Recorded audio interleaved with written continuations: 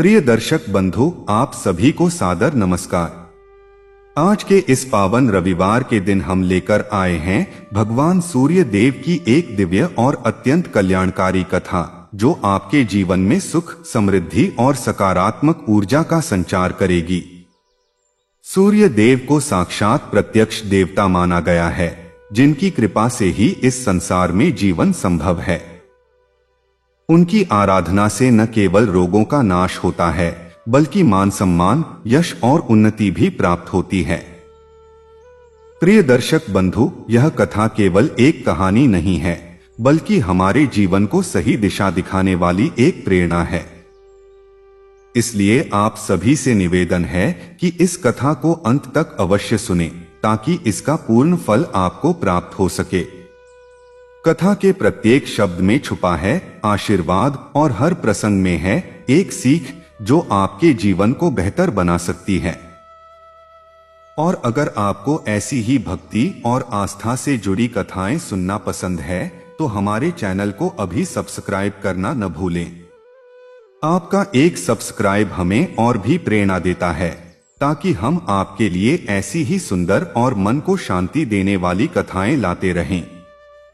तो आइए श्रद्धा और विश्वास के साथ शुरू करते हैं सूर्य देव की यह पावन कथा। रविवार के दिन की बहुत महिमा है। जिस प्रकार सप्ताह के 7 दिनों में रविवार को विश्राम और पूजा का दिन कहा गया है, उसी प्रकार सूर्य देव को नवग्रहों में सबसे महत्वपूर्ण स्थान प्राप्त है। कोई भी ग्रह सूर्य के बिना अपना प्रभाव नहीं दिखा सकता। सूर्य ही जीवन है, सूर्य ही आत्मा है, सूर्य ही प्रकाश है, सूर्य ही कर्म है। आज मैं आपको सूर्य देव की एक अद्भुत कथा सुनाने जा रहा हूं। यह कथा इतनी प्राचीन है कि जब समय भी नहीं था, तब सूर्य थे। जब ब्रह्मा ने सृष्टि रची, तब सूर्य को सबसे पहले प्रकट किया, क्योंकि बिना प्रकाश के न कोई देख सकता है, न कोई जान सकता है, न कोई कर सकता है। तो आइए मैं आपको ले चलता हूं उस युग में, जब देवता भी सूर्य की आराधना करते थे। कथा यूं है कि सतयुग के आरंभ में ब्रह्मा जी ने अपने मानस पुत्रों मरीचि, अत्रि, अंगिरा, पुलस्त्य, पुलह, क्रतु, वशिष्ठ को सृष्टि बढ़ाने का आदेश दिया। पर उस समय पूरा ब्रह्मांड अंधकारमय था। ब्रह्मा जी स्वयं अपने कमलासन पर बैठे थे और उन्हें कुछ दिखाई नहीं दे रहा था। तब उनके मुख से एक दिव्य मंत्र निकला, ओम भूर्भुवः स्वः तत्सवितुर्वरेण्यं भर्गो देवस्य धीमहि धियो यो नः प्रचोदयात्। यह गायत्री मंत्र था। जैसे ही यह मंत्र ब्रह्मा जी ने बोला, उनके हृदय से एक अपार तेज प्रकट हुआ। वह तेज इतना प्रखर था कि उसे देखने के लिए ब्रह्मा जी को अपने 1000 नेत्र खोलने पड़े। वह तेज ही सूर्य देव थे। सूर्य देव का रूप वर्णन से परे है। फिर भी शास्त्र कहते हैं वे हिरण्यमय रथ पर स्थित हैं। उनके रथ में एक ही पहिया है, जो 12 अरों वाला है, जो 12 महीनों का प्रतीक है। उनके रथ को 7 हरे घोड़े खींचते हैं। वे 7 घोड़े कौन हैं? वे हैं गायत्री, बृहति, उष्णिक, जगति, त्रिष्टुप, अनुष्टुप, पंक्ति। ये वेदों के 7 छंद हैं। अरुण नामक देवता उनके सारथी हैं। अरुण कोई साधारण सारथी नहीं है, वे स्वयं विकलांग हैं, परंतु उनके होने से सूर्य का रथ अडिग चलता है। क्योंकि अरुण का अर्थ है लालिमा, जो प्रातःकालीन लाली है। यह लाली ही सूर्य को सही मार्ग दिखाती है। सूर्य देव के हाथों में कमल, चक्र, शंख और गदा है। उनका शरीर सहस्रों सूर्यों के समान तेजस्वी है। फिर भी जब वे भक्तों पर कृपा करते हैं, तो उनका तेज शीतल हो जाता है। उनके 3 नेत्र हैं, एक पूर्व को देखता है, एक पश्चिम को, और तीसरा जो सबके हृदय में स्थित है, वह सबके कर्मों को देखता है। वे साक्षात प्रत्यक्ष देव हैं। जल, थल, नभ, पर्वत, नदी, समुद्र सबको देखते हैं।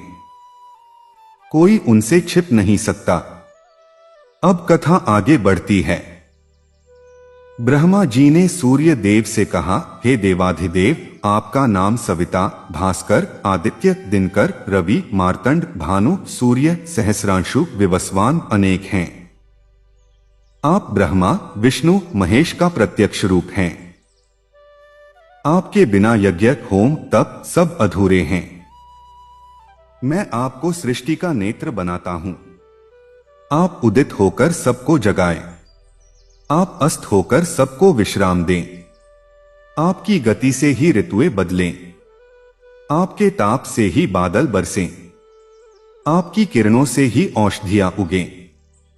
तब सूर्य देव ने प्रणाम किया और बोले, पितामह, जैसी आपकी आज्ञा। परंतु मुझे एक वरदान दीजिए। जो कोई भी प्रेम और श्रद्धा से मेरा स्मरण करे, मैं उसके सब कष्ट हर लूं। और जो मेरा अपमान करे, उसे मैं कुष्ठ रोग, अंधता और दरिद्रता दूं। ब्रह्मा जी ने कहा, तथास्तु। तब से सूर्य देव की पूजा प्रारंभ हुई। सबसे पहले उनकी पूजा किसने की? नारद मुनि ने। नारद मुनि ब्रह्मा जी के मानस पुत्र हैं और वे सदा भ्रमण करते रहते हैं। उन्होंने सूर्य देव को प्रसन्न करने के लिए 1000 वर्षों तक घोर तपस्या की। वे सिर्फ सूर्य की किरणों पर जीते थे। अंत में सूर्य देव प्रकट हुए और बोले, नारद, मैं प्रसन्न हूं। वरदान मांगो। नारद जी बोले, प्रभु, मैं तो संसार में घूम घूम कर आपकी महिमा गाऊंगा। बस इतना दीजिए कि जो कोई आपकी कथा सुने, उसके सब पाप नष्ट हों। सूर्य देव ने कहा, तथास्तु। जो रविवार के दिन मेरी यह कथा सुनता या सुनाता है, उसके 7 जन्मों के पाप धुल जाएं। अब दूसरी कथा है सूर्य देव और राजा दिलीप की। राजा दिलीप इक्ष्वाकु वंश के महान राजा थे। वे बहुत धर्मात्मा, दानी और रणबांकुरे थे। पर उन्हें एक गहरा दुख था, उनकी कोई संतान नहीं थी। राजा दिलीप और उनकी रानी सुदक्षिणा बहुत चिंतित रहते थे। राज्य तो चलता था, पर राजा का मन उदास रहता था। वे सोचते, हमारे बाद यह वंश कैसे चलेगा? पितरों का उद्धार कौन करेगा? तब उनके गुरु वशिष्ठ ऋषि ने सलाह दी, हे राजन, आप सूर्य देव की आराधना कीजिए। वे भक्त वत्सल हैं। संतानहीन को संतान देते हैं, रोगी को आरोग्य देते हैं, दरिद्र को धन देते हैं। वे प्रत्यक्ष हैं। राजा दिलीप ने यह सुनकर सूर्य देव का ध्यान करना शुरू किया। उन्होंने रविवार का व्रत रखा। 3 दिन तक निराहार रहे। फिर 7 रविवार तक सिर्फ फलाहार किया। 12 रविवार तक दूध पर रहे। 21 रविवार तक कंदमूल खाए। अंत में उन्होंने 108 रविवार का व्रत पूरा किया। उस समय सूर्य देव प्रकट हुए। राजा दिलीप ने देखा, सूर्य का रथ आकाश में रुक गया। घोड़े खड़े हो गए। अरुण सारथी ने कहा, हे राजन, सूर्य भगवान तुमसे बहुत प्रसन्न हैं। राजा दिलीप ने साष्टांग प्रणाम किया। उनकी आंखों से आंसू बह रहे थे। सूर्य देव ने कहा, राजन, तुम्हारी तपस्या ने मुझे बांध लिया। मैं तुम्हें वरदान देता हूं, तुम्हारा पुत्र होगा। वह दिलीप से भी अधिक प्रतापी होगा। उसका नाम रखना रघु। वह रघुवंश की शान बढ़ाएगा। और सचमुच राजा दिलीप को पुत्र रत्न प्राप्त हुआ, भगीरथ के पिता। नहीं, क्रम यह है, दिलीप के पुत्र रघु, रघु के अज, अज के दशरथ, दशरथ के राम। अर्थात प्रभु राम सूर्यवंशी हैं और उनके पूर्वज राजा दिलीप ने सूर्य की आराधना कर ही यह वंश आगे बढ़ाया। तो देखा आपने, सूर्य देव केवल ग्रह नहीं, वे पूर्वज हैं, वे कुलदेवता हैं, वे मार्गदर्शक हैं। जो रविवार के दिन उनका ध्यान करता है, उसके जीवन में अंधकार नहीं रहता।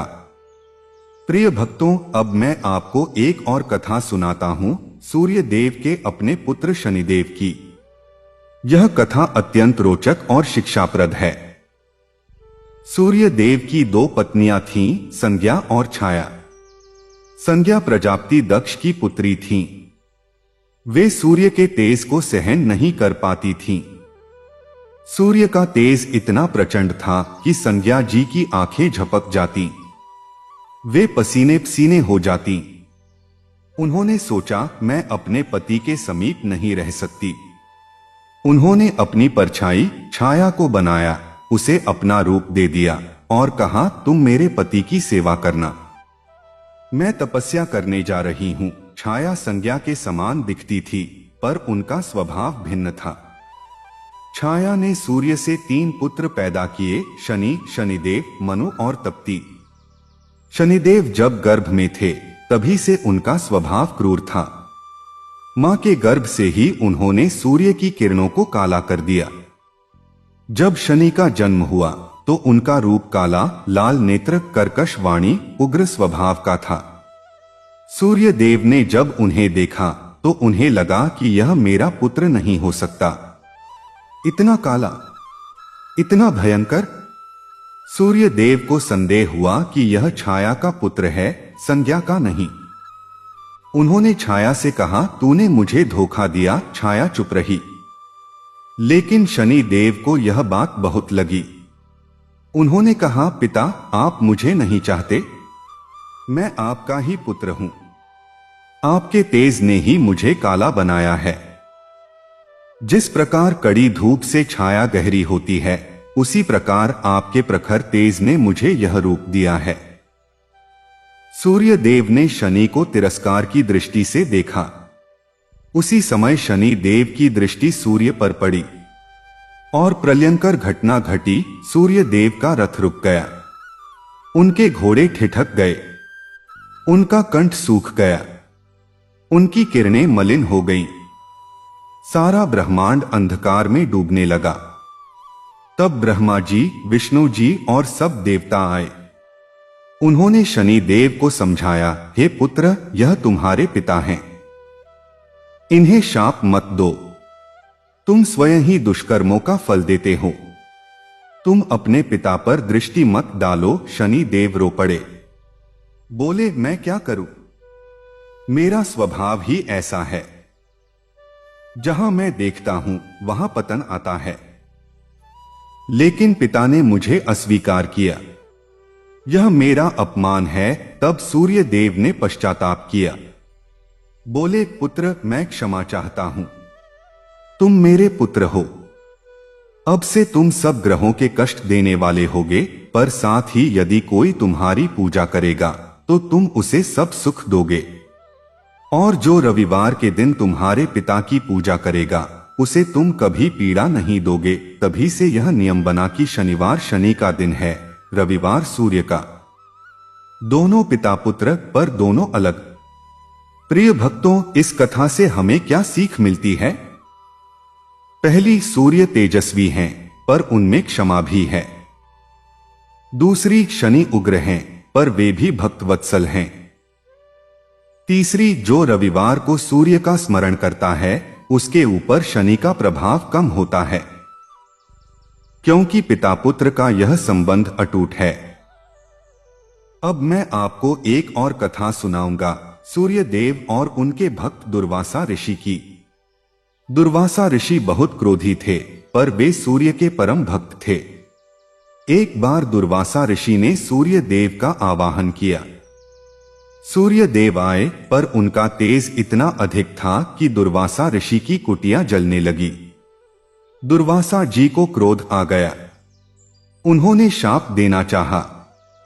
सूर्य देव तुरंत छोटे रूप में आ गए, बोले, हे ऋषि, क्रोध मत करो, तुमने मुझे बुलाया, मैं आया, तुम्हारी भक्ति से मैं बंधा हूं, अब वरदान मांगो। दुर्वासा जी बोले, प्रभु, मेरी कुटिया क्यों जली? सूर्य देव ने कहा, मैं जहां जाता हूं वहां तप बढ़ता है, पर तुम जलते क्यों नहीं?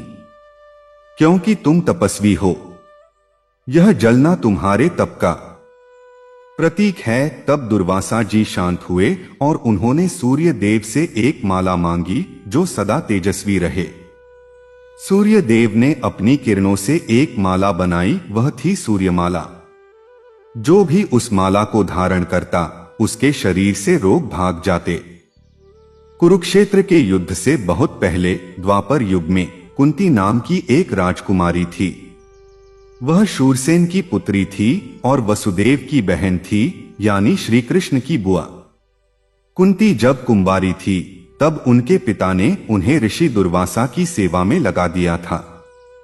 दुर्वासा ऋषि ने कुंती को संतुष्ट होकर एक मंत्र दिया। कहा, बेटी, इस मंत्र से तुम किसी भी देवता को बुला सकती हो और वह तुम्हें पुत्र देगा। कुंती ने जिज्ञासावश उस मंत्र को आजमा लिया। उन्होंने सूर्य देव का स्मरण किया।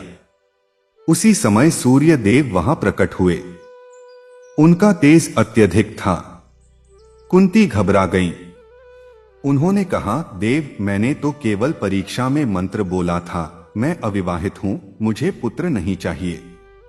कृपया वापस जाइए। सूर्य देव ने कहा, कुंती, मैं देवता हूं, मेरा बुलाना व्यर्थ नहीं जाता। तुम्हें पुत्र होगा। वह मेरे समान तेजस्वी, अजय और महारथी होगा। उसके शरीर में कवच और कुंडल जन्म से ही होंगे। वह कभी पराजित नहीं होगा। लेकिन एक शाप भी है, उसे संसार में अपमान सहना पड़ेगा। उसका जन्म गुप्त रहेगा। वह अपने माता पिता से दूर रहेगा। कुंती रोने लगी, पर कुछ नहीं कर सकती थीं।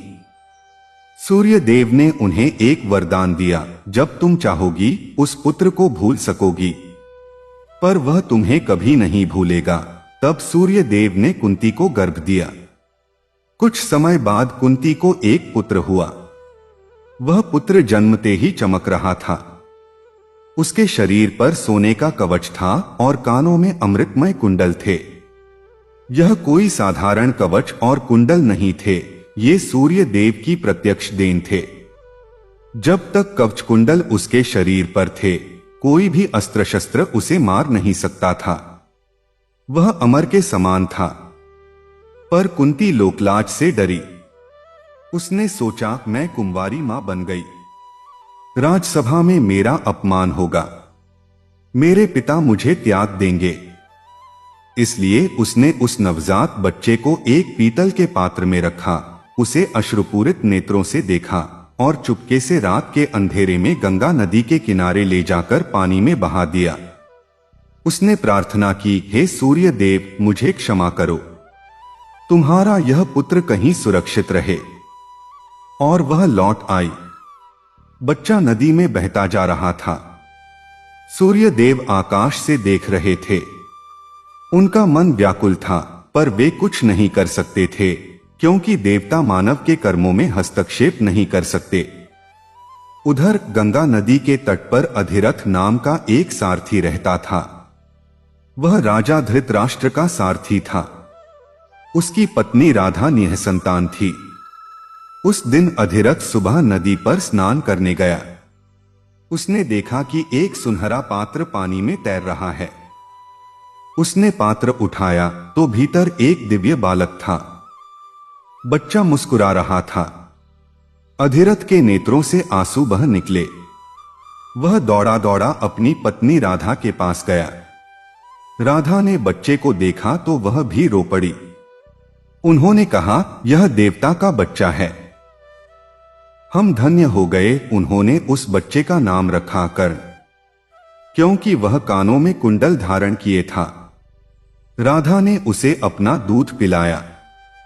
अधिरथ ने उसे अपना पुत्र मान लिया। सूर्य देव ने यह देखा और प्रसन्न हुए। उन्होंने राधा को वरदान दिया, तूने मेरे पुत्र को अपना स्तन दिया, अब तू राधा नाम से विख्यात होगी, तेरा नाम अमर हो जाएगा। तभी से कर्ण राधे भी कहलाया। जैसे जैसे कर्ण बड़ा हुआ, उसके शरीर का तेज बढ़ता गया। वह बिना गुरु के ही धनुर्विद्या सीख गया। पर उसकी सबसे बड़ी पीड़ा यह थी कि लोग उसे सूत पुत्र कहकर बुलाते थे। सूत का अर्थ होता है सारथी। क्षत्रिय समाज उसे नीच जाति का समझता था।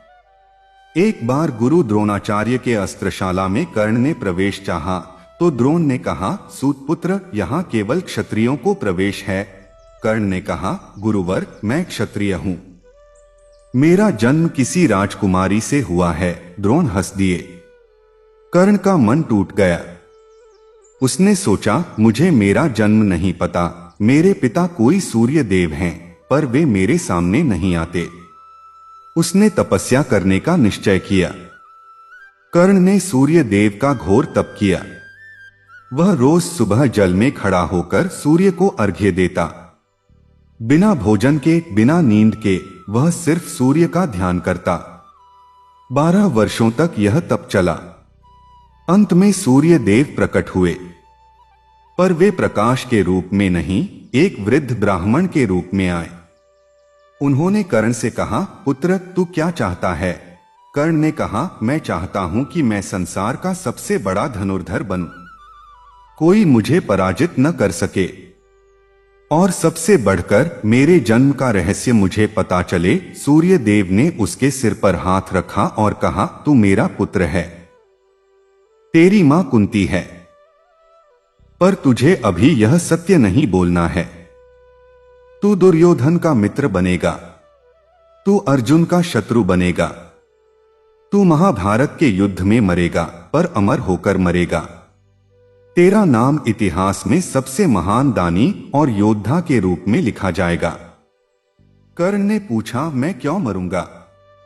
मेरे पास कवच कुंडल हैं। सूर्य देव ने कहा, पुत्र एक दिन तू स्वयं उन्हें दान कर देगा, तब तू मरेगा, पर उससे पहले तू अजय रहेगा।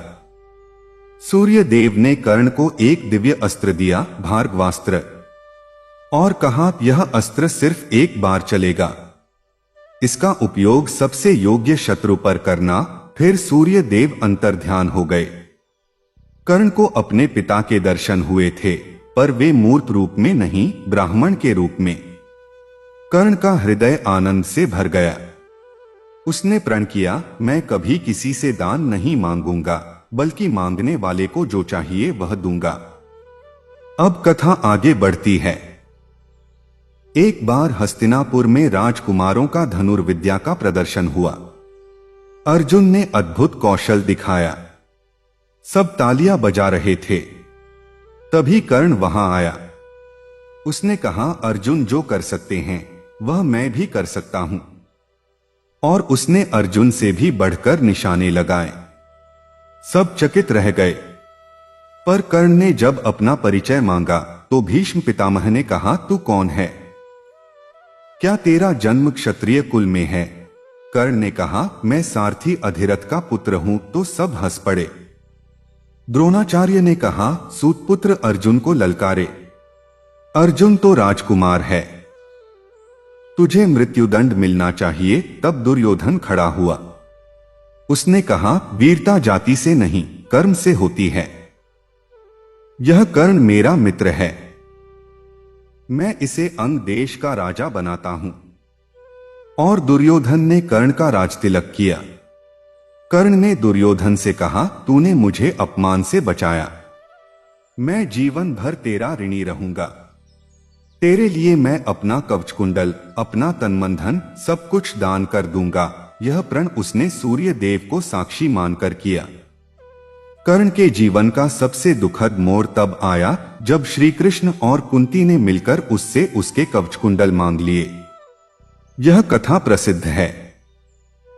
युद्ध से पहले इंद्र देवता अर्जुन के पिता ने सोचा कि कर्ण के पास कवच कुंडल हैं, तो अर्जुन उसे नहीं मार सकता। इसलिए इंद्र ने एक ब्राह्मण का वेश बनाकर कर्ण से भिक्षा मांगी, मुझे तेरे कवच कुंडल चाहिए। कर्ण जानता था कि यह ब्राह्मण कोई और है। उसे सूर्य देव ने पहले ही स्वप्न में बता दिया था, पुत्र इंद्र तुझसे कवच कुंडल मांगने आएगा, मत देना। यदि तूने दे दिए तो तू मर जाएगा। पर कर्ण ने सूर्य देव को उत्तर दिया, पिता मैं दान देने का प्रण कर चुका हूं, मैं मरना स्वीकार करता हूं, पर झूठा नहीं बनूंगा। सूर्य देव ने कहा, तेरी इच्छा, पर याद रखना बिना कवच कुंडल के तू रण में मारा जाएगा। जब ब्राह्मण बना इंद्र आया तो कर्ण ने मुस्कुराकर कहा, देवता मैं जानता हूं तुम कौन हो, लोग मेरे कवच कुंडल। उसने अपने शरीर से चाकू से चीरकर कवच कुंडल उतारे। रक्त बहने लगा। उसका मुख पीला पड़ गया, पर उसने एक आवाज नहीं की। इंद्र ने कहा, कर्ण तू महान है, मैं तुझे एक दिव्य शक्ति देता हूं, शक्ति अस्त्र। यह एक बार चलेगा, इससे तू किसी भी योद्धा को मार सकता है। और इंद्र चले गए। सूर्य देव आकाश से रो रहे थे। उनका पुत्र मरने जा रहा था, पर वे कुछ नहीं कर सकते थे। अब कुरुक्षेत्र का युद्ध हुआ। कर्ण ने दुर्योधन का साथ दिया। उसने जाना कि उसकी मां कुंती है और उसके भाई पांडव हैं। कुंती ने रात में कर्ण से मिलकर कहा, पुत्र तू पांडवों से युद्ध मत कर, वे तेरे भाई हैं, तू युद्ध छोड़ दे। कर्ण ने कहा, मां तूने मुझे जन्म दिया पर पाला नहीं, अधिरथ और राधा ने पाला। दुर्योधन ने मुझे राजा बनाया, तूने मुझे नदी में बहाया। अब तू मुझे धोखा दे रही है। मैं पांडवों को नहीं छोड़ूंगा, पर मैं तुझसे वचन लेता हूं, मैं अर्जुन को छोड़कर किसी अन्य पांडव को नहीं मारूंगा। और मैं एक बात और कहता हूं, तू मेरी मां है, इसलिए मैं तुझे जीवन में एक वरदान देता हूं। युद्ध में मेरे 5 भाइयों में से 4 तो जीवित रहेंगे, सिर्फ अर्जुन या मैं एक मरेगा। कुंती रोती हुई लौट आई। युद्ध के 16वें दिन कर्ण और अर्जुन का भयंकर युद्ध हुआ। कर्ण ने अर्जुन को घायल कर दिया, पर जब कर्ण का रथ का पहिया कीचड़ में धंस गया, तब कर्ण ने हथियार नीचे रखकर रथ निकालने का प्रयास किया। उसने अर्जुन से कहा, क्षत्रिय धर्म है, जब शत्रु निहत्था हो तब उस पर प्रहार नहीं करते। रुको, पर श्री कृष्ण ने अर्जुन से कहा, इसे मारो, यही वह क्षण है। कर्ण ने कितने निहत्थे लोगों को मारा। यह राक्षस है। अर्जुन ने कर्ण पर बाण चला दिया। कर्ण का सिर धड़ से अलग हो गया। उसके मुंह पर मुस्कान थी। उसने अपने पिता सूर्य देव का नाम लिया, ओम सूर्याय नमः। जब कर्ण मरा तो आकाश से सूर्य देव प्रकट हुए। उन्होंने कर्ण के शरीर पर पुष्प वर्षा की। उन्होंने कहा, यह मेरा पुत्र था, इसने अपने जीवन में कभी किसी को दुखी नहीं किया। यह दानवीर था, यह वचन का पक्का था। यह सबसे बड़ा शोक है कि मैं इसे बचा नहीं सका। पर जो इस कथा को सुनेगा उसे सूर्य लोक में स्थान मिलेगा। तब सूर्य देव अदृश्य हो गए। कर्ण का शरीर चिता पर रखा गया। उसी क्षण कर्ण की आत्मा सूर्य लोक में पहुंची और वहां उसने अपने पिता को गले लगाया। प्रिय भक्तों, कर्ण की कथा हमें क्या सिखाती है? सिखाती है, सूर्य देव का पुत्र होने के बावजूद कर्ण को अपमान सहना पड़ा, पर उसने कभी अपना धर्म नहीं छोड़ा।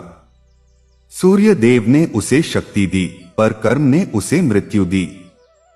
फिर भी कर्ण अमर है, उसकी दानवीरता के कारण, उसकी मित्रता के कारण, उसके त्याग के कारण। सूर्य देव ने यह भी सिखाया कि जो सूर्य को स्मरण करता है उसे न तो मृत्यु का भय होता है न अपमान का। सूर्य सबको बराबर देखता है, चाहे कोई सारथी का पुत्र हो या राजकुमार। अब आप सोच रहे होंगे, क्या सूर्य देव केवल कर्ण के पिता हैं? नहीं, सूर्य देव के और भी पुत्र हैं। यमराज, अश्विनी कुमार, वैवस्वत मनु, शनिदेव, तप्ती और सावर्णी मनु। पर कर्ण उनमें सबसे प्रिय है, क्योंकि कर्ण ने सूर्य को अपना एकमात्र आश्रय माना। जब पूरी दुनिया ने कर्ण को त्याग दिया, तब केवल सूर्य देव उसके साथ थे, उसके कवचकुंडल के रूप में, उसके तेज के रूप में, उसके अस्त्र के रूप में। सूर्य देव की 2 पत्नियों की कथा अब हम विस्तार से सुनेंगे। यह कथा संसार की सबसे पुरानी वैवाहिक कहानियों में से एक है। यहां प्रेम है, तप है, छल है, प्रतीक्षा है और अंत में मिलन भी है।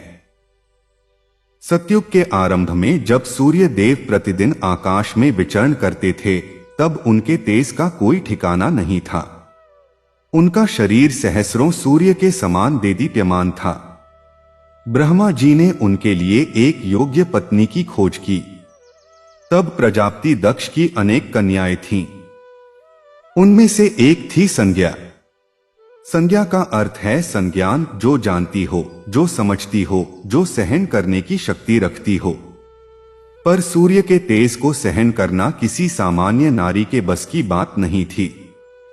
ब्रह्मा जी ने दक्ष से कहा, अपनी पुत्री संज्ञा का विवाह सूर्य देव से कर दो, वे योग्य वर हैं। दक्ष राजी हो गए। भव्य विवाह संपन्न हुआ। सूर्य देव अपने रथ से उतरे और संज्ञा को अपने महल में ले गए। संज्ञा बहुत सुंदर, विदुषी और तपस्विनी थी।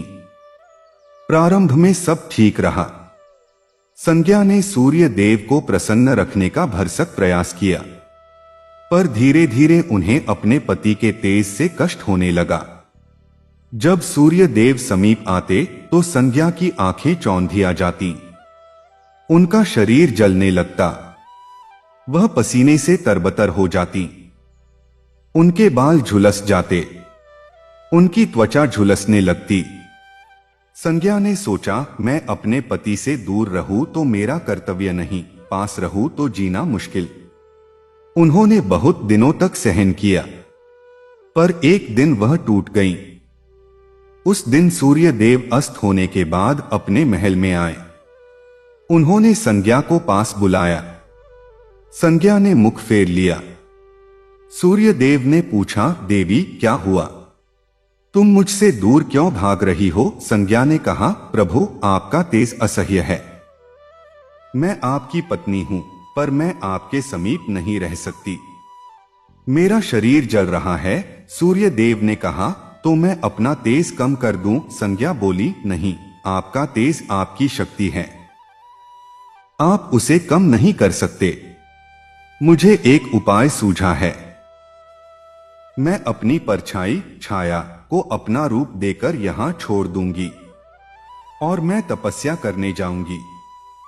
जब तक मेरा शरीर आपके तेज को सहन करने योग्य नहीं हो जाता, तब तक मैं वापस नहीं आऊंगी। सूर्य देव को यह बात अच्छी नहीं लगी। उन्होंने कहा, पत्नी को त्यागना धर्म नहीं है। संज्ञा ने कहा, मैं त्याग नहीं कर रही, मैं तप कर रही हूं। जब मैं तपस्विनी बन जाऊंगी, तब आपका तेज मुझे नहीं सताएगा। तब तक आप छाया के साथ रहिए, वह मेरे समान ही दिखेगी, पर उसका स्वभाव भिन्न होगा। सूर्य देव चुप हो गए। उन्हें पता था कि संज्ञा सत्यवादिनी है। उन्होंने कहा, जैसी तुम्हारी इच्छा, पर तुम कब लौटोगी? संज्ञा ने कोई उत्तर नहीं दिया। उसी रात उन्होंने अपनी छाया को अपना पूरा रूप दे दिया। छाया वास्तव में कोई दूसरी स्त्री नहीं थी, संज्ञा की अपनी परछाई थी, पर उसे बोलने, चलने, सोचने की शक्ति थी।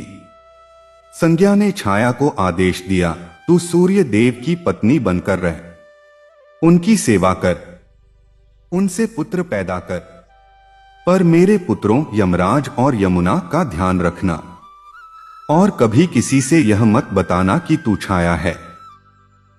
छाया ने प्रणाम किया। संज्ञा अदृश्य हो गई। वह उत्तर दिशा की ओर चल दी।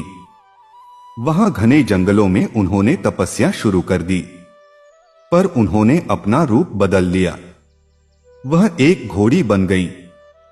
क्यों? क्योंकि घोड़ा सूर्य का प्रिय पशु है और घोड़ी बनकर वह सूर्य के तेज को सहन करने की शक्ति अर्जित करना चाहती थी। वह दिन रात घास खाती, जल पीती और सूर्य का ध्यान करती। कभी कभी वह दौड़ती, कभी खड़ी रहती। उसके शरीर से पसीना बहता, पर वह नहीं रुकती। इस तरह कई वर्ष बीत गए। उधर सूर्य देव के महल में छाया रहने लगी। पहले तो सूर्य देव को कोई अंतर नजर नहीं आया। छाया ने बिल्कुल संज्ञा की तरह चलना, बोलना, हंसना, रोना सीख लिया था। उसने सूर्य देव से 3 संतानों को जन्म दिया। पहला पुत्र शनि, दूसरा पुत्र मनु जो वैवस्वत मनु कहलाए, तीसरी पुत्री तप्ती जिसने संवरण ऋषि से विवाह किया और उसी के गर्भ से कुरुवंश चला। शनि का जन्म बड़ा कष्टदायक रहा। छाया को गर्भ में बहुत पीड़ा हुई। जब शनि पैदा हुए तो उनका रूप काला था, आंखें लाल थीं और उनके शरीर से एक अजीब सी गंध आ रही थी। सूर्य देव ने जैसे ही उन्हें देखा, उनके मुख पर भाव बदल गए। उन्होंने सोचा, यह मेरा पुत्र कैसे हो सकता है? मैं तो तेज का पुंज हूं, यह काला और विकराल कैसे? उन्हें संदेह हुआ कि यह संज्ञा का पुत्र नहीं है, पर उन्होंने तुरंत कुछ नहीं कहा। उन्होंने ध्यान देना शुरू किया कि छाया का व्यवहार भी धीरे धीरे बदल रहा था। पहले तो छाया बिल्कुल संज्ञा की तरह थी, पर जब उसके अपने बच्चे हुए तो उसका स्वभाव बदलने लगा। वह यमराज और यमुना से उतना प्रेम नहीं करती थी जितना शनि, मनु और तप्ती से करती थी। यमराज बड़े सज्जन और धर्मात्मा थे। वे अपनी सौतेली मां की सेवा करते थे, पर छाया उनकी ओर देखती भी नहीं थी। एक बार यमराज ने अपने पिता सूर्य देव से कहा, पिता, मां हमसे रूठी रहती हैं। वह हमें खाना नहीं देती, हमसे बात नहीं करती। सूर्य देव ने छाया से पूछा, तुम यम को क्यों सताती हो? छाया ने उत्तर दिया, यह मेरा पुत्र नहीं है, इसलिए नहीं सताती। यह सुनकर सूर्य देव को झटका लगा। उन्होंने कहा, तू क्या कह रही है? यह तेरा पुत्र ही तो है। तू संज्ञा है। छाया चुप हो गई। सूर्य देव ने बलपूर्वक पूछा, तू कौन है? बता। तब छाया ने सब कुछ बता दिया। उसने कहा, प्रभु, मैं छाया हूं। संज्ञा देवी ने मुझे यहां छोड़ा है। वह तपस्या कर रही हैं। मैंने आपसे झूठ बोला, मुझे क्षमा करें। सूर्य देव क्रोधित हुए। उन्होंने कहा, तूने मुझे धोखा दिया। तूने मेरे पुत्रों के साथ भेदभाव किया, इसलिए तू शापित है।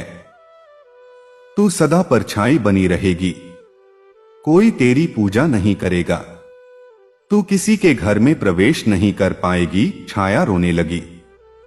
उसने कहा, प्रभु, मैं तो केवल आज्ञा का पालन कर रही थी, मुझे क्यों दंड मिल रहा है?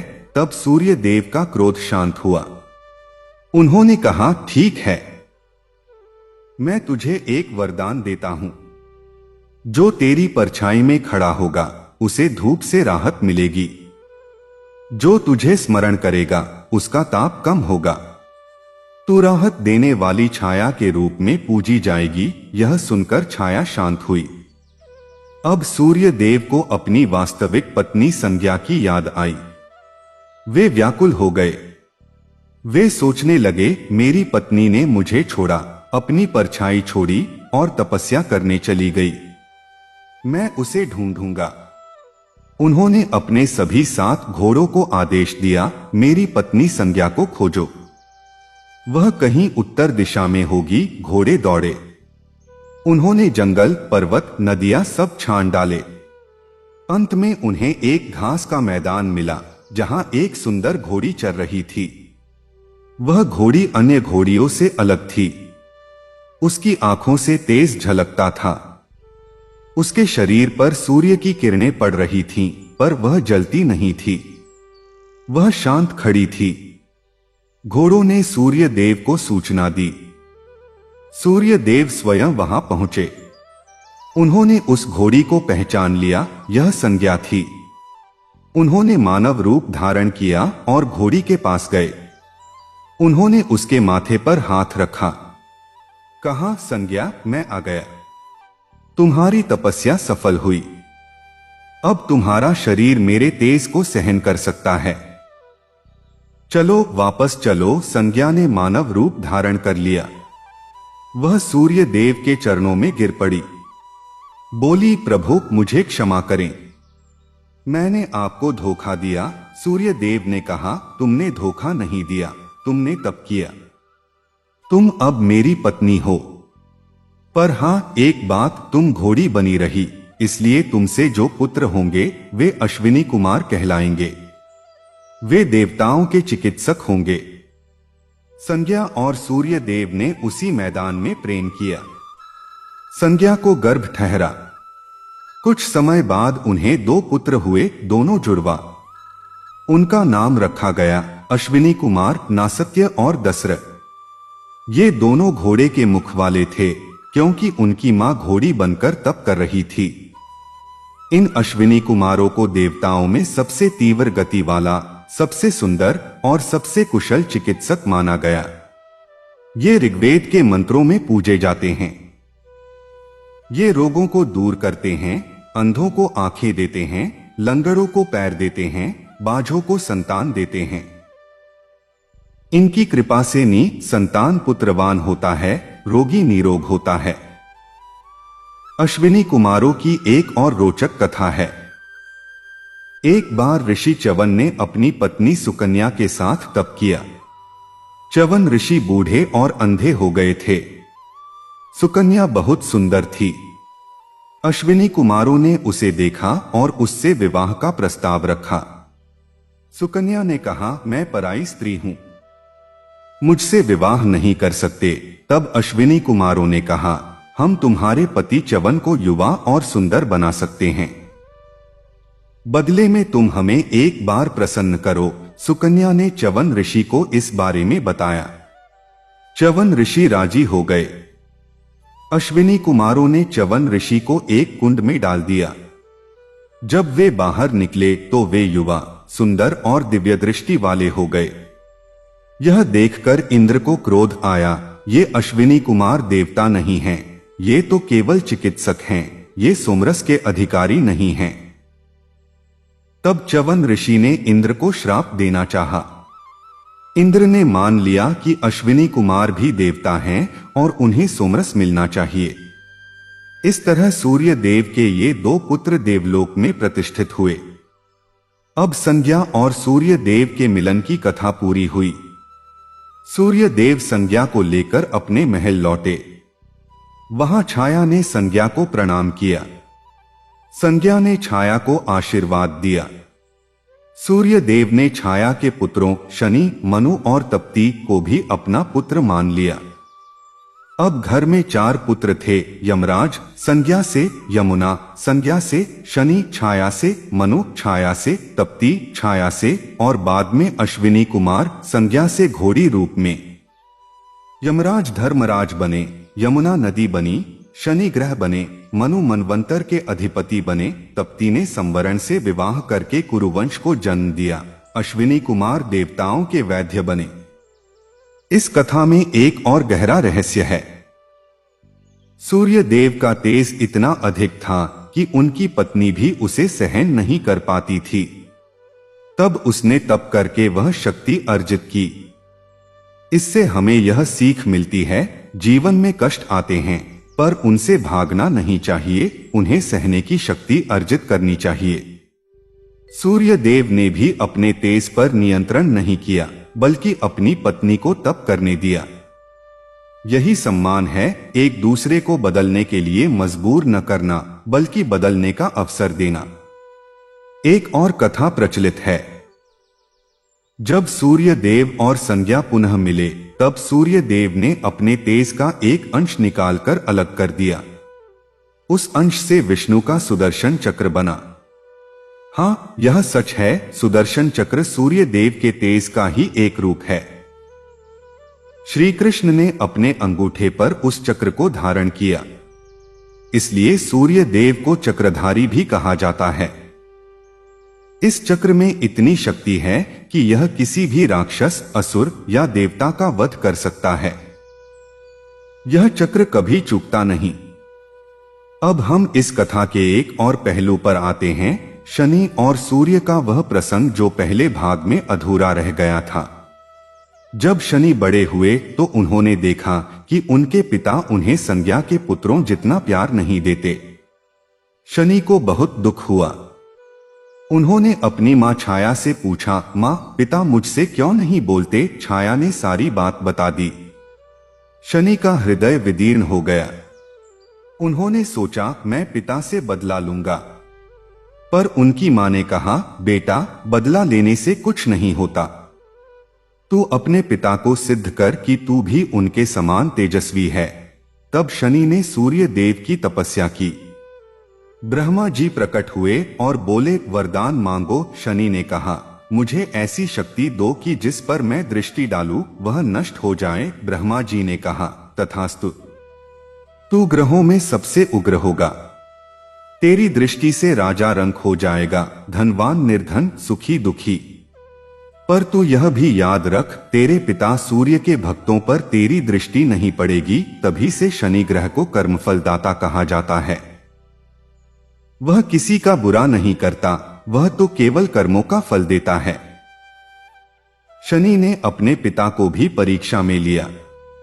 एक बार शनि ने सूर्य देव पर अपनी दृष्टि डाल दी।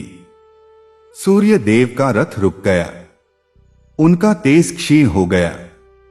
तब सूर्य देव ने कहा, पुत्र रुक, मैं तुम्हारी शक्ति मानता हूं। अब से तुम मेरे बराबर हो। रविवार मेरा दिन है, शनिवार तुम्हारा। दोनों दिन पूजनीय हैं। तब शनि ने अपनी दृष्टि हटाई। सूर्य देव का रथ फिर चल पड़ा। इस तरह सूर्य परिवार की कथा पूरी होती है। सूर्य देव न केवल प्रकाश के देवता हैं, बल्कि एक पति, एक पिता, एक राजा भी हैं। उनके परिवार में प्रेम, ईर्ष्या, वियोग, मिलन, क्रोध, क्षमा सब कुछ है। यही इस कथा को मानवीय बनाता है।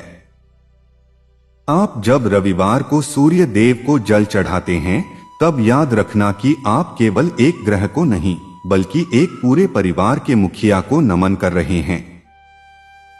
उनकी पत्नी संज्ञा ने तप किया, उनके पुत्र कर्ण ने दान दिया, उनके पुत्र शनि ने न्याय सिखाया, उनके पुत्र यम ने धर्म सिखाया, उनके पुत्र अश्विनी कुमारों ने आरोग्य दिया।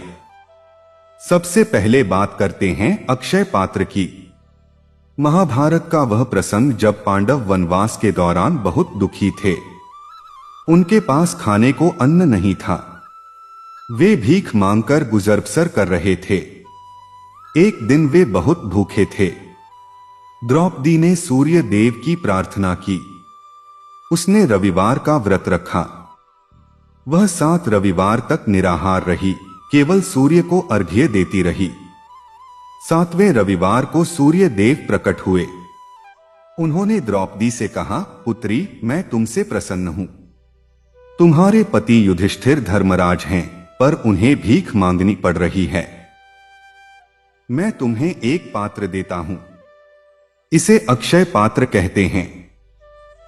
जब तक द्रौपदी इस पात्र से खाना निकालकर न खा ले, तब तक इसमें अन्न कभी समाप्त नहीं होगा। पर एक शर्त है, एक बार द्रौपदी जब भोजन कर लेगी, उस दिन फिर पात्र खाली हो जाएगा, दूसरे दिन फिर भर जाएगा। द्रौपदी ने प्रणाम किया। उस पात्र के कारण पांडवों का वनवास सुगम हो गया। पर एक दिन दुर्वासा ऋषि ने अपने सैकड़ों शिष्यों के साथ आकर भोजन मांगा। द्रौपदी ने पहले ही भोजन कर लिया था, पात्र खाली था। वह घबरा गई। तब उसने श्री कृष्ण को पुकारा। श्री कृष्ण ने पात्र में एक कण देखा और उसे खा लिया। उसी कण से दुर्वासा ऋषि और उनके शिष्यों का पेट भर गया। यह चमत्कार सूर्य देव के अक्षय पात्र के कारण ही संभव हुआ।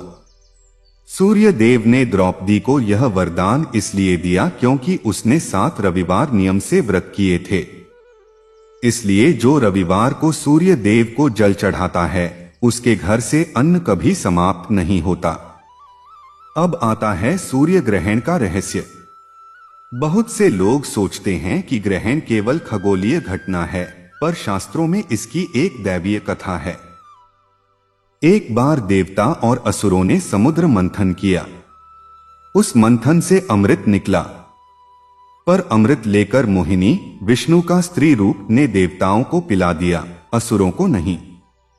राहु नामक असुर ने देवता का वेश धारण करके अमृत पी लिया। सूर्य और चंद्रमा ने जाकर मोहिनी को बता दिया कि यह असुर है। तब मोहिनी ने राहु का सिर काटकर अलग कर दिया।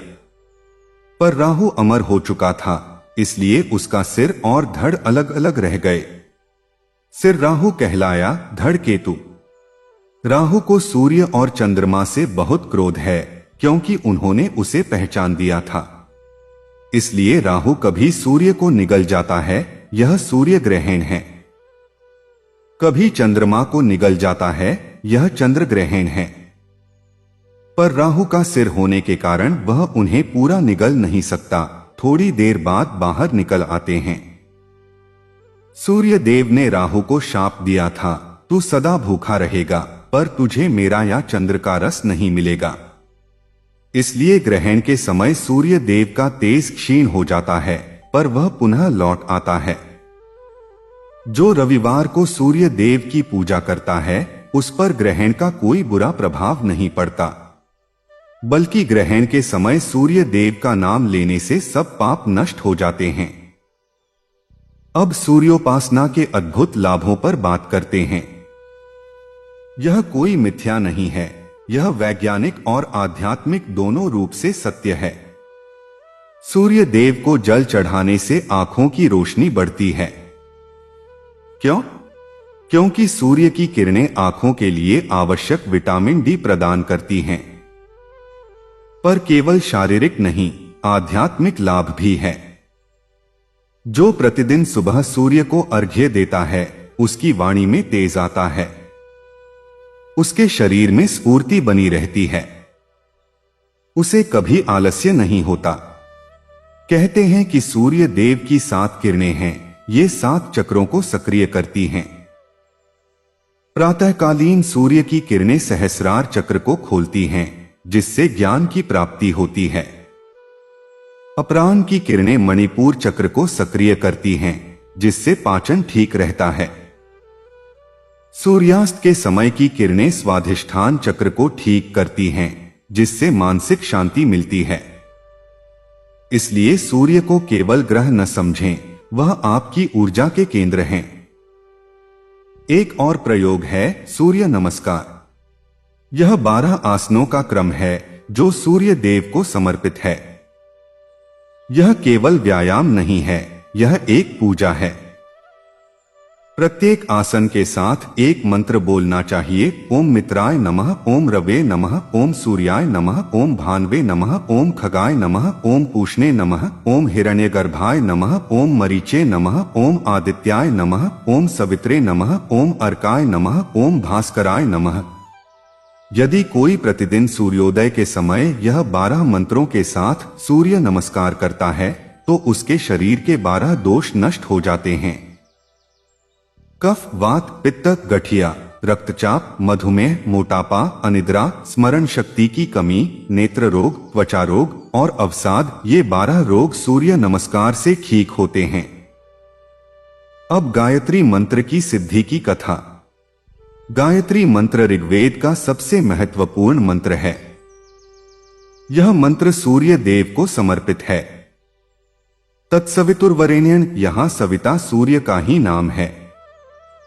कथा है कि एक बार विश्वामित्र ऋषि ने सूर्य देव की तपस्या की। वे चाहते थे कि सूर्य देव उन्हें ऐसा मंत्र दें जो तीनों लोकों में सबसे शक्तिशाली हो। सूर्य देव ने उन्हें दर्शन दिए और कहा, विश्वामित्र, मैं स्वयं गायत्री हूं। मेरे पास जो मंत्र है वह गायत्री है, इसे तुम प्राप्त करो। पर यह मंत्र केवल उन्हीं को फल देता है जो ब्रह्मचर्य, सत्य और तप का पालन करते हैं। विश्वामित्र ने वह मंत्र ग्रहण किया। उसके बाद उन्होंने ही समस्त मनुष्यों को यह मंत्र देने का अधिकार प्राप्त किया। गायत्री मंत्र का जप करने से सूर्य देव प्रसन्न होते हैं और साधक को ब्रह्मतेज की प्राप्ति होती है। इस मंत्र के प्रत्येक अक्षर में एक देवता बसता है। ओम से ब्रह्मा, भूः से वायु, भुवः से अग्नि, स्वः से सूर्य, तत् से विष्णु, सवितुः से सविता सूर्य, वरेण्य से शिव, भर्गो से रुद्र, देवस्य से ब्रह्मा, धीमहि से धर्मराज, धियो से प्रजापति, यो से यम, नः से निवृत्ति, प्रचोदयात् से इंद्र। इस प्रकार पूरा ब्रह्मांड इस मंत्र में समाया है। इसलिए कहा गया है, गायत्री मंत्र से बढ़कर कुछ नहीं। अब सूर्य देव की एक अन्य पत्नी प्रभा की कथा। बहुत कम लोग जानते हैं कि सूर्य देव की 3 पत्नियां थीं। तीसरी पत्नी का नाम प्रभा था। प्रभा सूर्य के तेज से उत्पन्न हुई थी। उससे सूर्य देव को 2 पुत्र हुए, प्रभात और दिवाकर। प्रभात प्रातःकाल के देवता हैं, दिवाकर दिन के देवता हैं। प्रभा ने एक बार सूर्य देव से कहा, प्रभु मैं आपके तेज का एक अंश लेना चाहती हूं। सूर्य देव ने दिया। उस अंश से उन्होंने रोहिणी नामक एक देवी की रचना की जो नक्षत्रों की रानी बनी। इसलिए रोहिणी नक्षत्र को सबसे सुंदर माना जाता है। यह भी सूर्य की ही देन है। अब आता है सूर्य देव और ऋषि मार्कंडेय का प्रसंग। मार्कंडेय ऋषि 16 वर्ष की आयु में मरने वाले थे। यमराज उन्हें लेने आए। मार्कंडेय ने सूर्य देव की प्रार्थना की। सूर्य देव ने उन्हें दर्शन देकर कहा, मेरे पुत्र यमराज को मैं मना नहीं कर सकता, पर एक उपाय है। तू रविवार के दिन मेरी यह कथा सुन और सुना। इसके प्रभाव से तू अमर हो जाएगा। मार्कंडेय ने वैसा ही किया। उन्होंने सूर्य देव की कथा लिखी और स्वयं सुनाई। जब यमराज आए तो उन्होंने देखा कि मार्कंडेय के शरीर से सूर्य का तेज निकल रहा है। यमराज बोले, जिसके शरीर में सूर्य का तेज है उसे मैं नहीं ले जा सकता, और यमराज वापस चले गए। तब मार्कंडेय ने सूर्य देव को प्रणाम किया।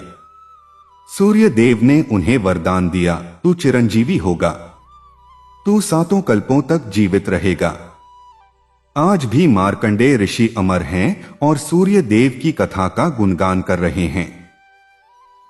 सूर्य देव का एक अत्यंत प्राचीन मंदिर है, कोणार्क का सूर्य मंदिर। यह ओडिशा में है। इस मंदिर को 12 पहियों वाले रथ के आकार में बनाया गया है। ये 12 पहिए 12 महीनों का प्रतिनिधित्व करते हैं। 7 घोड़े 7 दिनों के प्रतीक हैं। यह मंदिर इसलिए बनाया गया क्योंकि सूर्य देव ने स्वप्न में राजा नरसिंह देव को दर्शन दिए थे। राजा ने पूछा, प्रभु आपका मंदिर कैसा हो? सूर्य देव ने कहा, मेरा मंदिर रथ के आकार का हो ताकि मैं उसमें बैठकर आकाश की यात्रा कर सकूं। राजा ने वैसा ही मंदिर बनवाया। कहते हैं कि इस मंदिर में सूर्य देव की मूर्ति हवा में तैरती थी। उसे चुंबकीय शक्ति से स्थापित किया गया था, पर बाद में पुर्तगालियों ने उस चुंबक को निकाल लिया, जिससे मूर्ति नीचे गिर गई। आज भी वह मंदिर सूर्य देव की महिमा का गायन करता है।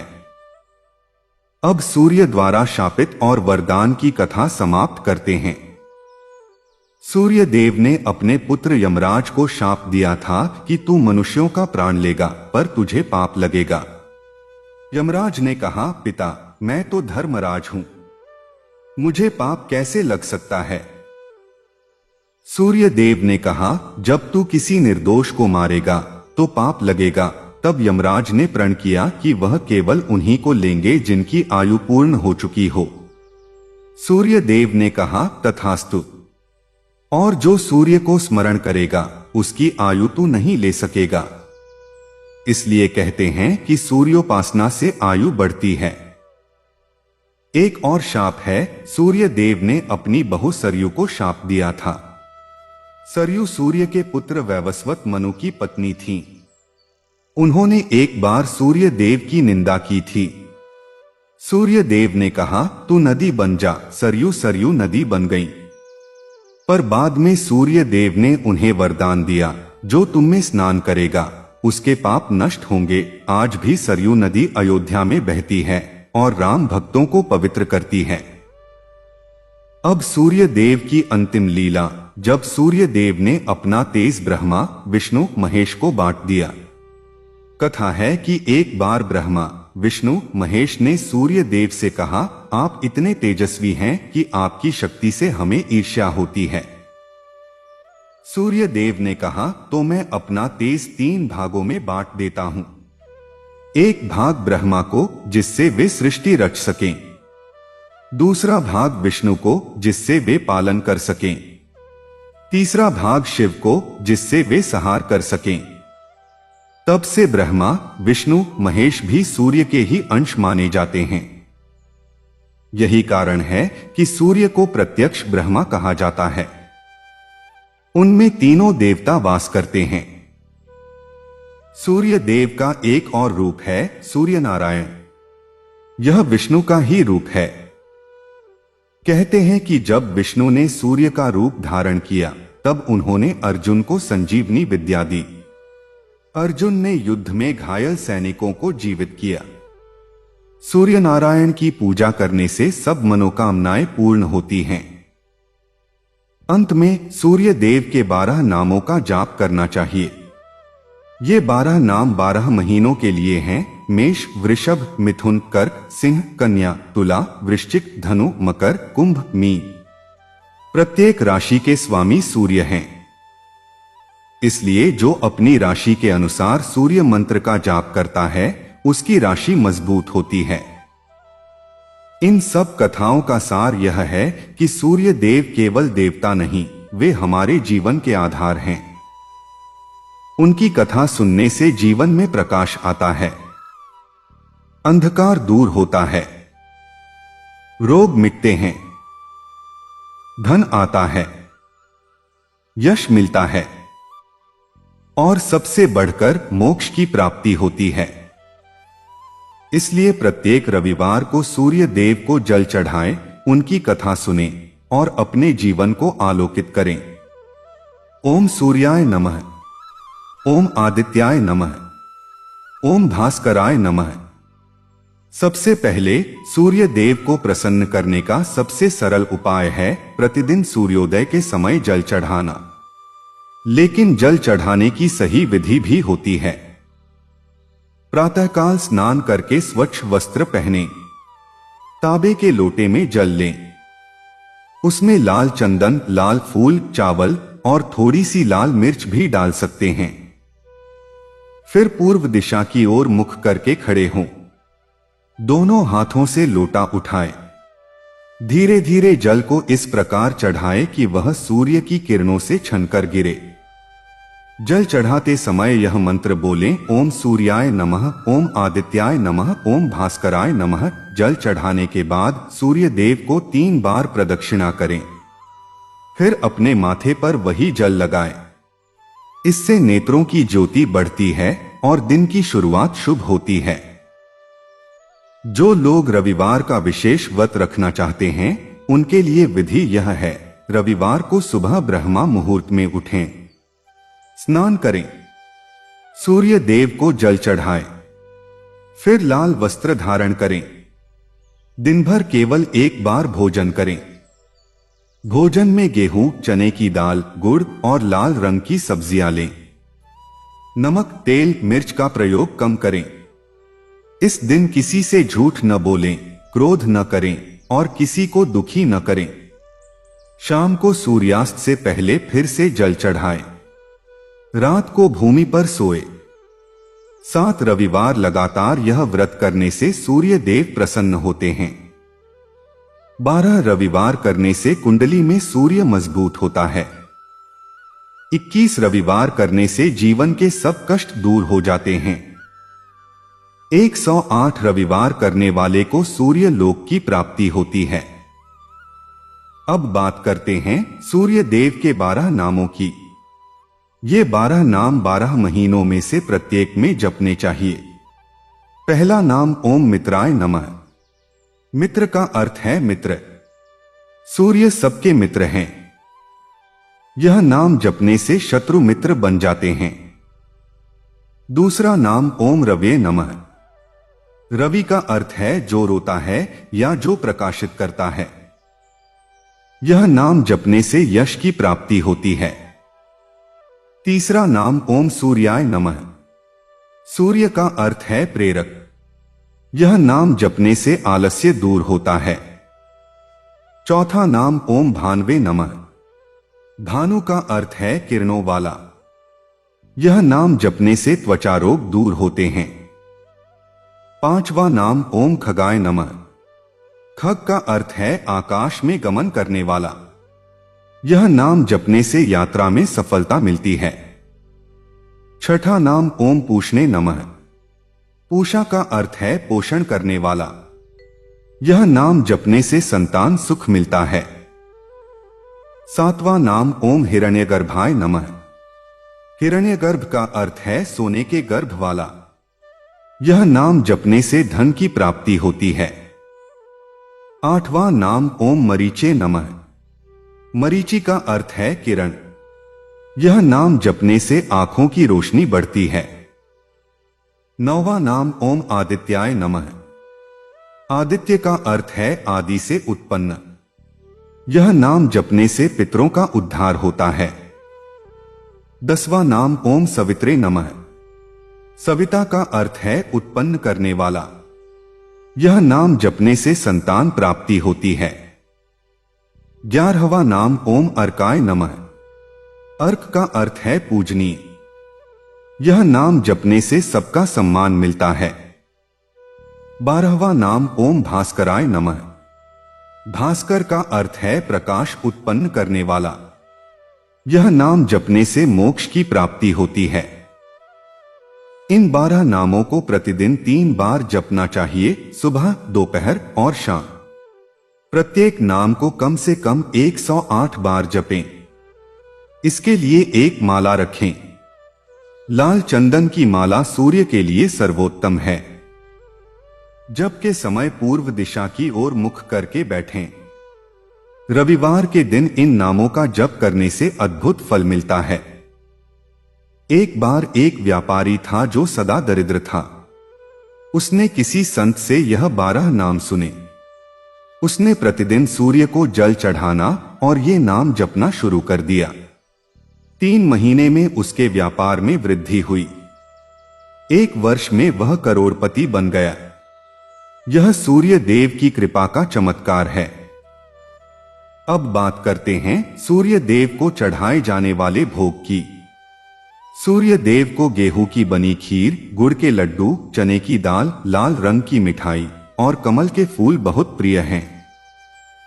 रविवार के दिन इनमें से कोई भी भोग बनाकर सूर्योदय के समय अर्पित करें। भोग अर्पित करते समय कहें, हे भगवान सूर्य, यह भोग स्वीकार करें। फिर वह भोग प्रसाद के रूप में गरीबों को बांट दें। स्वयं खाने से पहले किसी ब्राह्मण या गरीब को खिलाएं। ऐसा करने से अन्न की कभी कमी नहीं होती। सूर्य देव के मंत्रों में सबसे शक्तिशाली मंत्र है ओम ह्रां ह्रीं ह्रौं सह सूर्याय नमः। यह बीज मंत्र है। इसका जप सूर्योदय के समय करना चाहिए। इस मंत्र को 1,00,000 बार जपने से सूर्य देव प्रत्यक्ष दर्शन देते हैं। दूसरा महत्वपूर्ण मंत्र है ओम घृणी सूर्याय नमः। घृणी का अर्थ है तेज। यह मंत्र कुष्ठ रोग, चर्म रोग और नेत्र रोगों को दूर करता है। तीसरा मंत्र है ओम आदित्याय विद्महे दिवाकराय धीमहि तन्नो सूर्यः प्रचोदयात्। यह सूर्य गायत्री है। इसके जप से बुद्धि तेज होती है और मन शांत रहता है। अब एक बहुत महत्वपूर्ण बात, सूर्य देव को कभी भी बिना स्नान किए जल चढ़ाने का नियम नहीं है। पर यदि किसी कारण से स्नान न कर सकें तो कम से कम मुंह और हाथ धोकर जल चढ़ा सकते हैं। सूर्य देव को कभी भी रात में जल नहीं चढ़ाना चाहिए। रात के समय वे अस्त हो चुके होते हैं। उनकी पूजा का समय सूर्योदय से सूर्यास्त के बीच ही होता है। सूर्य ग्रहण के समय जल चढ़ाना निषेध है। ग्रहण के समय तो सूर्य देव राहु के ग्रास में होते हैं। उस समय जल चढ़ाने से पाप लगता है। ग्रहण समाप्त होने के बाद स्नान करके ही जल चढ़ाएं। सूर्य देव को प्रसन्न करने के लिए दान भी बहुत महत्वपूर्ण है। रविवार के दिन गेहूं, लाल वस्त्र, तांबे के बर्तन, गुड़, चने की दाल और लाल फूल दान करने चाहिए। यह दान किसी जरूरतमंद ब्राह्मण या गरीब को दें। दान करते समय यह मंत्र बोलें, दातव्यमिति यद्दान दीयतेनुपकारिणे देशे काले च पात्रे च तद्दान सात्विकं स्मृतम। अर्थात जो दान बिना किसी स्वार्थ के सही समय पर, सही स्थान पर और सही व्यक्ति को दिया जाए वह सात्विक दान है। सूर्य देव ऐसे ही दान से प्रसन्न होते हैं। अब हम सूर्य देव की स्तुति के कुछ सरल श्लोक दे रहे हैं।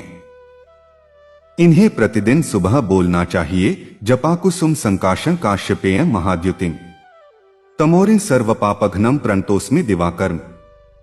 अर्थात जपा के फूल के समान लाल, कश्यप ऋषि के पुत्र, महान तेज वाले, अंधकार के शत्रु और सब पापों को नष्ट करने वाले सूर्य देव को मैं प्रणाम करता हूँ। दूसरा श्लोक, यो ब्रह्मा विष्णुश्च शंभुर्महेशः स सूर्यो देवः सत्यवाक्यः प्रसन्नः तमेवाह शरणं गच्छामि नित्यं प्रसीद देवेश जगन्निवास। अर्थात जो स्वयं ब्रह्मा, विष्णु और शंकर हैं, जो सत्यवाणी वाले हैं, उस सूर्य देव की मैं शरण लेता हूं। हे जगन्निवास, मुझ पर प्रसन्न होइए। कहते हैं कि जो मनुष्य प्रतिदिन सूर्यास्त के समय पश्चिम दिशा की ओर मुख करके सूर्य देव को स्मरण करता है, उसके सब पाप उसी दिन नष्ट हो जाते हैं। सूर्यास्त के समय का प्रकाश बहुत शीतल और करुणामय होता है। उस समय सूर्य देव थके होते हैं, उन्होंने पूरे दिन संसार को प्रकाश दिया होता है। यदि उस समय उनसे अपने पापों की क्षमा मांगी जाए तो वे तुरंत क्षमा कर देते हैं। सूर्य देव का एक और अद्भुत उपाय है, रविवार के दिन गाय को गेहूं की रोटी खिलाना। गाय सूर्य देव की प्रिय हैं, क्योंकि गाय के सींग सूर्य की किरणों के समान होते हैं। गाय को रविवार को लाल वस्त्र पहनाकर, उसके सींगों पर लाल चंदन लगाकर और गेहूं की रोटी खिलाकर उसकी परिक्रमा करने से सूर्य देव अत्यधिक प्रसन्न होते हैं। इस उपाय को करने वाले के घर से लक्ष्मी कभी नहीं जाती। अब हम इस पूरी कथा के फल पर आते हैं। जो कोई भी सूर्य देव की यह कथा सुनता है, चाहे वह एक बार सुने, चाहे 7 बार, चाहे 12 बार, उसके जीवन के सब दुख दूर हो जाते हैं। नेत्र रोग, त्वचा रोग, हृदय रोग, पाचन रोग सब समाप्त हो जाते हैं। जो संतानहीन है उसे संतान प्राप्ति होती है। जो दरिद्र है उसे धन प्राप्ति होती है। जो रोगी है वह निरोग हो जाता है। जो राजा है उसका राज्य बढ़ता है। जो व्यापारी है उसका व्यापार फलता फूलता है। जो विद्यार्थी है उसे विद्या प्राप्त होती है। जो वकील है उसे केस जीतने की शक्ति मिलती है। जो किसान है उसके खेत हरे भरे होते हैं। सूर्य देव की कथा का यही महात्म्य है। एक प्राचीन कथा के अनुसार एक बार राजा भोज ने पूछा, हे मुनिवर, कौन सी कथा सबसे श्रेष्ठ है? मुनि ने उत्तर दिया, सूर्य कथा, क्योंकि सूर्य के बिना कोई कथा अधूरी है। जिस प्रकार सूर्य के बिना संसार अंधकारमय है, उसी प्रकार सूर्य कथा के बिना मन अंधकारमय है। तब राजा भोज ने सूर्य कथा का आयोजन किया। 7 दिनों तक कथा चली। 7वें दिन राजा भोज के नेत्रों की ज्योति लौट आई, जो वर्षों से क्षीण हो रही थी। राजा भोज ने सूर्य देव को सहस्रों स्वर्ण मुद्राएं अर्पित की और प्रणाम किया। तब सूर्य देव ने कहा, राजन, तुमने मेरी कथा सुनकर मुझे बांध लिया। अब तुम्हारे वंश में सूर्य का तेज सदा बना रहेगा। इसलिए आप भी इस कथा को जितनी बार सुन सकें उतनी बार सुनें। इसे अपने घर में सुनाएं, अपने मित्रों को सुनाएं। रविवार के दिन इस कथा का श्रवण और पाठ करें। सूर्य देव की कृपा आप पर सदा बनी रहेगी। अब अंत में सूर्य देव से प्रार्थना, हे भगवान, आप साक्षात ब्रह्मा हैं। आपकी किरणें हमारे जीवन को प्रकाशित करें, हमारे अज्ञान का अंधकार दूर करें, हमारे नेत्रों को स्वस्थ रखें, हमारे मन को शांत रखें, हमें सद्कर्म की प्रेरणा दें, हमें सत्य के मार्ग पर चलाएं, हमें आपके समान तेजस्वी बनाएं। हम सब आपकी शरण में आते हैं। ओम सूर्याय नमः, ओम आदित्याय नमः, ओम भास्कराय नमः। यह कथा अब समाप्त होती है। जो इसे सुने वह सुखी हो, जो इसे सुनाए वह पुण्यवान हो, जो इसे लिखे वह तेजस्वी हो। सूर्य देव सबका कल्याण करें। रविवार का दिन सबके लिए शुभ हो। ओम सूर्याय नमः। कथा समाप्त। शुभं भवतु।